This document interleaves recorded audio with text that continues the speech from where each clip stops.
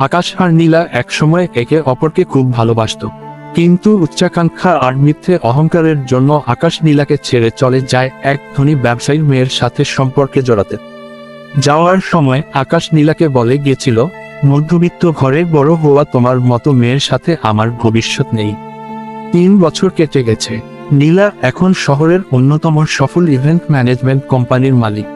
নিজের কঠোর পরিশ্রমে সে আজ এই অবস্থানে পৌঁছেছে।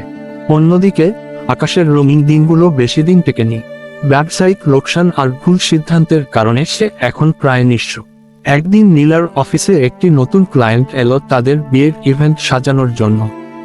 নীলা ফাইল খুলে দেখল, পাত্র স্বয়ং আকাশ। আকাশ অবশ্য জানতো না এই কোম্পানির মালিক নীলা।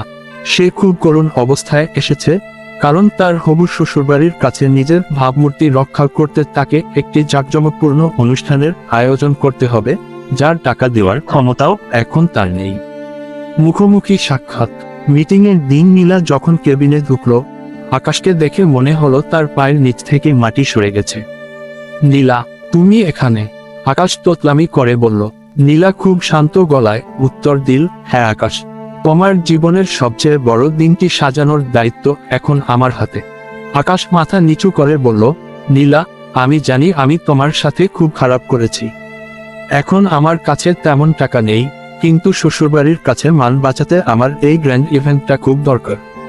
তুমি কি আমাকে সাহায্য করবে? শেষের টুইস্ট। নীলা হাসল। সে কোনো চিৎকার করল না, কোনো ঝগড়া করল না। সে আকাশের বিয়ের সব আয়োজন নিখুঁতভাবে করল।